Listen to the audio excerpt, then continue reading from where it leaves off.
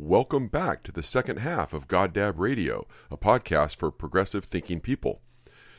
I'm Dog Mansur, and I'm here to bring you relevant and honest news and information I find compelling. Our show is often about cannabis, but not strictly.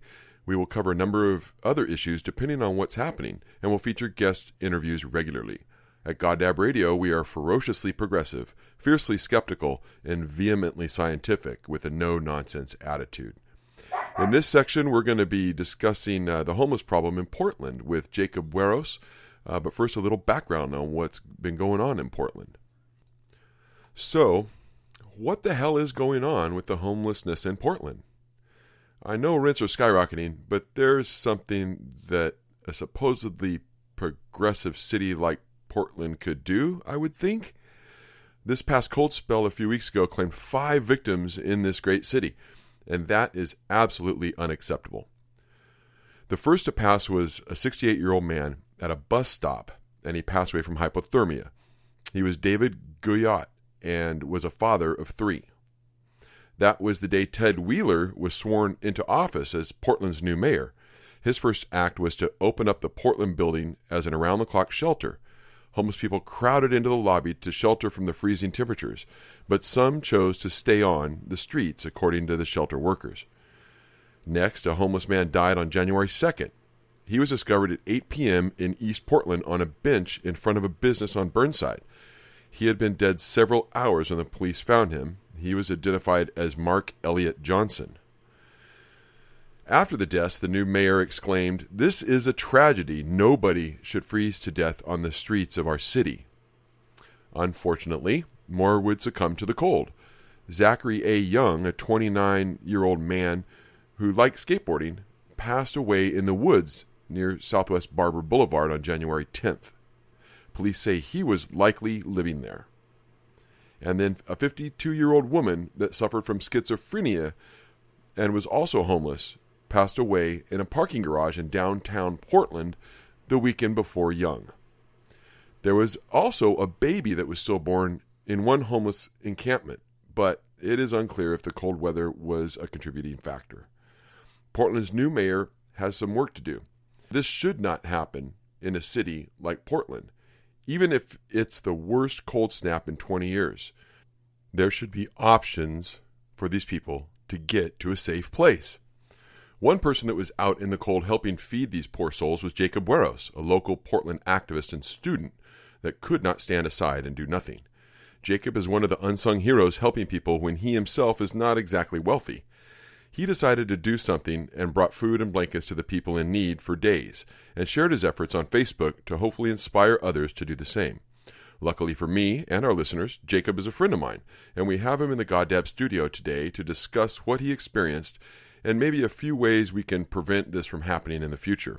After all, we have 2 months of winter left and more cold weather is sure to return. Thanks for joining us, Jabob, and welcome to GODDAB Radio. Tell our listeners a little about yourself. Well, GODDAB it, it's good to be here. I'm a student. I'm an activist. I've been active in the community for a while. I used to be in the marijuana industry here in Portland. My good friend Calico Castile brought me on to his bright side endeavor that unfortunately didn't last as long as we wanted it to, but it was an awesome experience. Probably one of the best jobs I've ever held. Yeah, Calico's a great guy. I really appreciate him. He's down in Vallejo area now. Still working in the cannabis industry, doing some marketing services for some companies, doing a great job. It's great. It's great that you were in the cannabis industry, but more recently, let's explain to people what you did just this past election season real quick, so they get an idea where your politics lie. Well, I don't know. I'm kind of a radical progressive. In the primaries, I worked for an awesome individual out here in Clackamas County named Dave McTeague, who was running against an awful Democrat, Kurt Schrader. We got 27% of the vote in the end, which was awesome. We only campaigned for 2 months, and we were outspent I can't even, he had about $450,000 and a personal letter from Obama that went out to everybody. So he tried to clobber us, but it didn't really work because his politics are terrible and people are finding out about it. And he's not an advocate at all. And then in the general election, I worked for Ken Humberston, who was challenging then Commissioner Tootie Smith, who is a Tea Party wonderful lady. But she's gone now, which is fantastic. So yeah, I've been working in progressive politics as well as been active in the community. I used to work for this AFL CEO right down here, right by your place, which was interesting when I came by and I saw it again. It's been a while since I've been over there. Yeah, we're just up the street from the AFL CIO office here. So I know you were really involved with the homelessness problem that was going on a few weeks ago when it got really cold. I saw some of your posts on Facebook about taking soup to these people and blankets to the homeless people that were stuck in cars trying to keep warm. Can you tell us a little bit more about that and what that experience was like? Yeah, well, it was, out here in Portland, we don't normally get snow the way that we did. It happens every now and then, but not that often and not that bitter. So when it was happening, we're currently going through a terrible houselessness crisis here in Portland, Oregon. There are people on street corners, under overpasses, under bridges, on the bike paths, and there has been no real solutions that have been presented by the city, and it's really been it's really been a strain on all of these agencies out here who have been helping out regularly, and it's really had to fall upon the citizens to take it upon themselves to kind of pick up the slack where the city is failing. And so, especially during these cold snaps, lots of folks can't get to the places where they would normally get their food or get their dinner because it's so cold outside. So what we did was we started bringing around porridge. It's really easy to make. I just use rice, chicken, ginger. It's a Filipino porridge, arroz caldo, because I grew up in the Philippines. My father's Filipino, and I just learned how to speak English about 15 years ago. We just call it chicken and rice soup, probably, right? Yeah, it's a chicken porridge, pretty much. But yeah, we started going around, me and the kids, doing that. We did it mostly when it was really icy and snowy outside, when we figured people can't make it to the places where they would normally get these supplies. And then in this last snap, when it was really, really bitter, I ran out of resources. I'm a student. My partner works, but other than that, we're just activists and active in the community. So we don't have much money to go on. But Free Hot Soup, which is this group here in Portland that has been helping the houseless population for a very long time. I got plugged in with them, and they started, providing the soup, providing resources. There was a huge community that really stepped up, not just with Free Hot Soup. A lot of members of Portland's Resistance were involved. A lot of members from different organizations throughout the community really stepped up and started coordinating in order to pick up the slack. You mentioned Ted Wheeler in the intro, opening up the Portland building. That was a lot of pressure and a lot of work from houselessness advocates here in Portland. And the city did not nearly step up enough. We were told that the police were out, looking for folks. But I was out there. I never once saw a policeman check on a houseless camp, and I saw lots of policemen drive by. So, the city has a lot of improvement to do, and Ted Wheeler has a lot to prove in terms of keeping his promise to represent all of Portland, not just the ones with homes and houses and money. Yeah, I think that Ted Wheeler, unfortunately, he was like I mentioned in the little intro, his first day in office, there was a person who died. That's really a rough way to start out, for sure.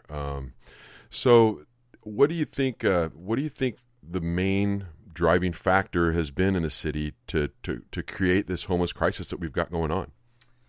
Well, the main problem is the fact that there is no rent control. Portland is a booming city. It's really popular. It's growing, and the city's leadership has not been able to anticipate, prepare for, or respond to the growth in an appropriate way. Basically, right now, we see a lot of old neighborhoods being gentrified, being torn down, beautiful new complexes coming up, top of the line advertising. They're green and all of this and sustainable, but no one can afford to live in them who is from Portland, who used to live in these neighborhoods. I mean, right now, at this moment, there is a huge apartment complex in Northeast Portland where 59 Portland elementary school students, 59, are going to have to move because they literally doubled rent overnight. They have, I think it's 90 days to move, and lots of these folks can't afford to move anywhere because if you live in Portland, you know the situation where a 2-bedroom apartment now costs $1,200, and that's exactly what the price of these apartments are now. So lots of these folks are going to have to relocate and move out to the outlying areas or else be houseless and live in their cars. And I mean, it's not people, there are some folks who have been houseless for a long time who are dealing with issues that like mental issues or addiction issues, and the state doesn't have the resources for them, let alone all these people who are now losing their homes because of the irresponsible response by Portland City Hall to not quell this housing crisis. I mean, this insane rise in housing costs and rental costs. There's a lot of great groups like Portland Tenants United who have stepped up and are working locally to kind of combat this trend that's happening. But Portland City Hall really needs to step up with the election of Chloe. Hopefully, we'll see a lot of progress in that direction with this next administration. I hope so. I really think it's critical. I mean, I came to Oregon, now 17 years ago from the Northern California Bay Area, and had lived actually right on the outskirts of San Francisco at one point, and I was very familiar with the San Francisco rent control laws, and they're very strict there. San Francisco really protects tenants almost to a fault in some cases, limiting landlords' ability to raise rent and even limiting the ability to get evicted from a home. It's a good 6-month process there to even do an eviction. So I think those kinds of rent control measures need to be addressed here in Portland. I think, maybe San Francisco's are a little bit excessive. I understand that, trying to evict somebody shouldn't take 6 months, especially if there's cause for eviction. But there's no way in San Francisco that they would ever be able to double the rent overnight. I mean, there's like a 10% max increase from one year to the next, or maybe less than that. I'd have to look up the San Francisco code, but it's quite strict in limiting the ability of these landlords to just gouge like that. So I think it's critical. And do you think Mayor Wheeler's going to step up? Do you think that the city council actually, because the city council has so much power in Portland, are they going to be able to step up to this? Well, we've seen in the past that the city really failed in addressing this. Right now, I mean, in the last election cycle, Chloe Udali was able to unseat Steve Novick, which Steve Novick was actually one of the better members of city council. In the next election, we're going to have to deal with Nick Fish. We're going to have to deal with Dan Saltzman, both of whom have just really let us down in the last few years, especially.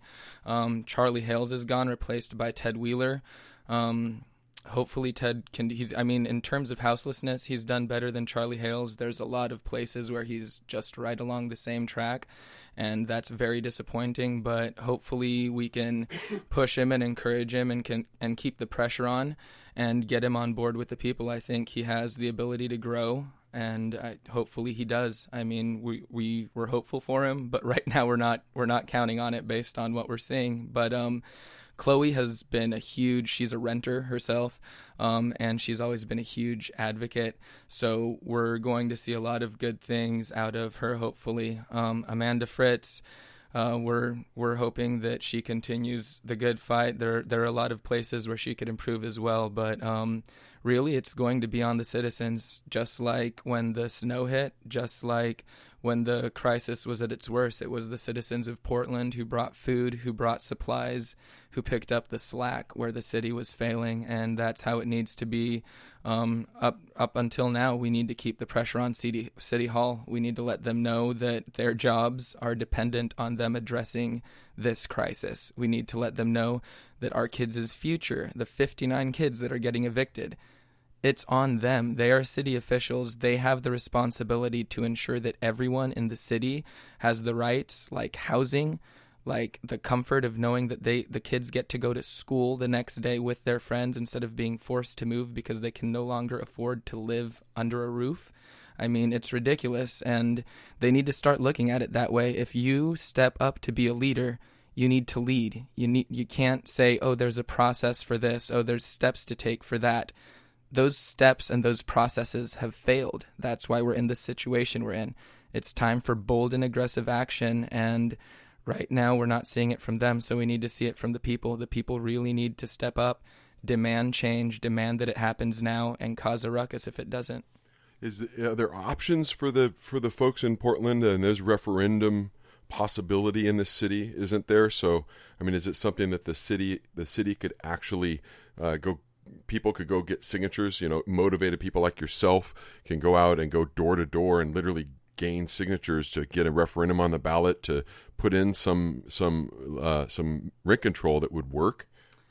Well, I'm not an expert on this, but I do know that there are some complications, I believe, at the state level especially. I do know that the Democratic-led House is considering it or has considered it. I'm not sure. I haven't really kept up on this. I mean, what I've been focused on really in the last few weeks especially is all this Donald Trump stuff, so I haven't been able to keep up exactly locally with what's going on, but it is something that I can get more information on. But I do know that there are some complications in terms of the constitutionality of forcing renters, or not renters, but landlords to comply with certain rules.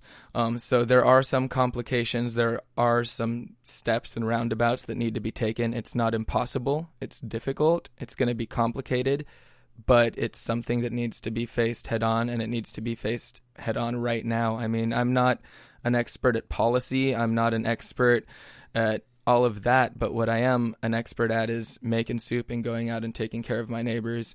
And that's what everyone in Portland needs to do. That's how I view it anyway. We need to take responsibility for our neighbors, our houseless neighbors, check on them, make sure they're okay, make sure that we are doing what we can, make sure that we're keeping the pressure on City Hall.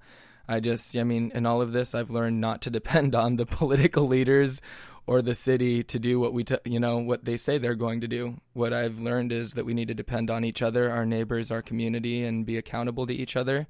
And that's the only way that real progress happens. If we just vote for someone because they said they were going to do something and then step back, it never works. So this is all, it's on the people of Portland. Step up, be the change you want to see, help the folks, help your neighbors, not just the ones with homes, not just the ones who don't have addictions, who don't have mental issues. Help everybody as much as you can and take care of yourself. And that's how we bring change here. It's not through the politicians. Well, that kind of brings in one more point that I wanted to make. Where are the churches? I'm actually pretty new to Portland. There seem to be, for Progressive City, there seem to be a lot of churches in this town. Call me crazy. We do have a lot of immigrants. So even though it's progressive in some ways, I think in the religious side that we've got a lot of wide-ranging types of religions in the city and people from different faiths. Are the churches, have they been stepping up in recent years since the federal government has been limited? Not the federal government, but the local government has been limited. Have the churches stepped up? I'm not that familiar. What can you tell me? Well, I do know that there are a lot of churches in the local area, especially in the Clackamas area, that have regular programs to help with the houseless and underprivileged folks in their community. I'm not necessarily especially aware of any certain denomination that really stepped up to confront this crisis. I was wondering the same thing when this was happening, when there were people outside, and there weren't enough shelters. I mean, eventually lots of shelters opened up, community centers, places like that. But I mean, what were the empty churches doing empty? There were people outside. I feel like the religious community has really lost its way in terms of these churches have become clubhouses where people get together and talk about these good values of helping the poor and stepping up, but they're really supposed to be rescue stations. They're supposed to be places where people get together and help people, whatever that religion may be. The whole point is to be a community, and people have really gotten lost in the whole religion of it and have turned it into more of a clubhouse, and it's disappointing to see. I'm not religious myself. I come from a religious background, and I mean, it is disappointing to see that lots of these churches stayed empty during this crisis. I mean, I'm not criticizing any individual people. I know that a lot of people did what they could and helped out in whatever way they could, but as religious, established denominations and communities, I was really hoping to see certain churches really step up and make a statement that they were going to exude, the values that they claim to possess, but it was difficult to watch. But hopefully a lot more churches step up. Again, there are a lot of churches that already do a lot. In the Portland area, there's went back a long time ago when I was actually houseless. I ate dinner every night at the St. Francis Center downtown. It's a great Catholic community, and they've been extremely active for a very long time. So, I mean, there are places here, there are churches that have really stepped up and have done their part, but during the snow, a lot of them stayed empty, and I really didn't understand why either. Yeah, it's funny that the Catholic Church, of course, over many years has been one of the big benevolent churches out there, as they should be, considering the wealth of the Catholic Church. I'm just saying, that's a little mad dog slant against the Catholic Church, because if you're gonna give them some kudos, I got to step in and say, hold on a minute, Catholics got some other major issues, baby. But you're right. I mean, as far as charitable giving in this nation goes, from religious organizations, the Catholics are right up there. With the Seventh-day Adventists get quite a bit done too, and Lutherans. There's so many Lutheran homeless shelters and Lutheran senior centers around the country that do so much good. It's good, but I still don't see the 1,000 points of light taking care of the problems in this country since George H.W. Bush 41 made the 1,000 points of light statement in his campaign speech back in 1988. I mean, it just still hasn't come to fruition. The federal government and the local governments have been decimated, and where are the points of light? I'm just wondering. That is really interesting, because that's the same thing that I noticed. It's really the born-again evangelical Christians that have really not stepped up. And that's, oddly enough, that's kind of where I came from in my youth. Those super churches. Yes, exactly. The ones that, that are all about, Jesus this, Jesus that, but why aren't you walking in his footsteps? I mean, they'll spend a lot of money to go on a pseudo vacation to Haiti to feel good about themselves and build a few houses, and then they'll come home and just completely ignore the man on the side of the road because he's a drug addict. I mean, Jesus hung out with hookers and whores and pretty much the drug addicts of his day, the tax collectors, the people, the trash. That's who he hung out with, and these folks... The lepers. Yeah, the lepers, exactly. The people with STDs, come on. It's terrible. It's like, people are like, oh, we can't talk to that lady. It's not good for the No, that's not what it's about. It's about loving them in spite of what the image is that society has put on that person.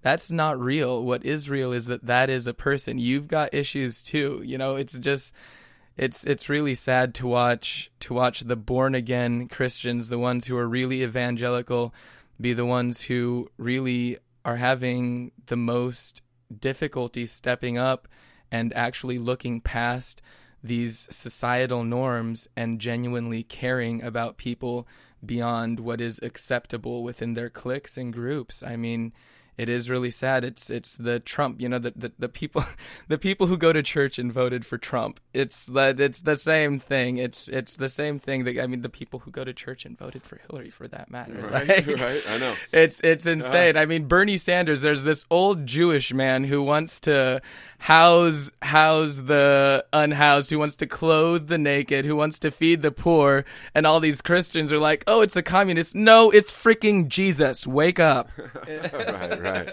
I know. Well, now you know where we're coming from on that. We're a little frustrated there. I think that we need to get back to the government providing assistance as well. I think as a society, we've got to do this as a group of people. So let's let people know that there are resources out there, though. The city has a number of shelters you can go to.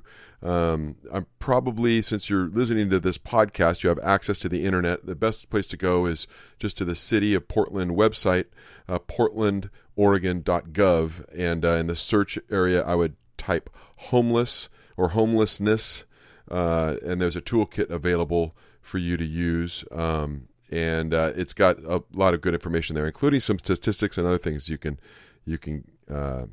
educate yourself a little bit. So, but I'd really like to thank you for coming in to GODDAB Radio, Jacob, and talking about this. It's been great having you here. Thanks a lot. Thanks for having me, Keith. I enjoyed the bull as well. Thank you. All right. Excellent, man. So tune in again next week, and hopefully we'll have another good interview like this, folks, on GODDAB Radio. We're excited. We're excited to have people like Jacob come by and discuss things, and we're going to keep it real here on the show and talk about things that are important. We'll probably have Jacob back just in a few weeks and probably be discussing immigrant issues, because that is going to be at a forefront for the next couple of weeks with the whole thing with Trump going on. So be ready for that. I think Jacob will be our go-to guy on activism in the city in Portland and Oregon, and he'll be able to keep us informed. So thanks for coming by, Jacob. And everybody stay tuned here and get this message from our sponsors.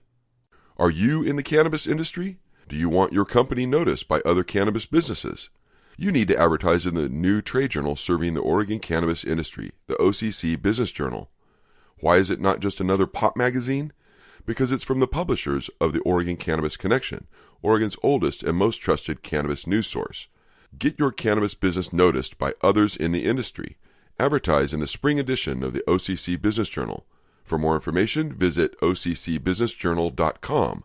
The OCC Business Journal, Oregon's business-to-business magazine for cannabis. Get your tickets to the 2017 Cannabis Collaborative Conference being held February 15th and 16th at the Portland Expo Center. Oregon's top cannabis industry conference, this year CCC will focus on expansion of the legal cannabis landscape, surviving and thriving in this growing industry, and connecting investors with entrepreneurs. The Pitch Portal will enable cannabis entrepreneurs who have a great idea but aren't sure how to get in front of potential investors or partners to pitch business ideas and communicate with them prior to, on-site, and post-conference via the newly launched CCC 3.0 mobile app. And the All-State Forum, which will provide key businesses, rulemakers, and legislators from states that recently legalized cannabis the opportunity to learn from established Oregon industry experts on both the legal and ancillary aspects of the industry. Keynote speakers include George Zimmer, founder of and former CEO of the Men's Warehouse, and Cy Scott, a co-founder of Leafly, both of who have new business endeavors that are thriving. Registration is now $149 for one day and $249 for both days. For more information, visit www.ccc-con.com. That's the Cannabis Collaborative Conference this February 15th and 16th at the Portland Expo Center. So thanks again for tuning in and downloading another podcast from GODDAB Radio. Again, we're here every Friday. You can find our new podcast on our Libsyn account and our website, which is goddabradio.com. Visit there, and you can download it every Friday at 3 p.m. We'll have them uploaded, and join us again next week. We hope to have on some more good news, information, interview, and the like. So hope you enjoyed our second part of our second episode of GODDAB Radio. Thanks a lot for downloading us.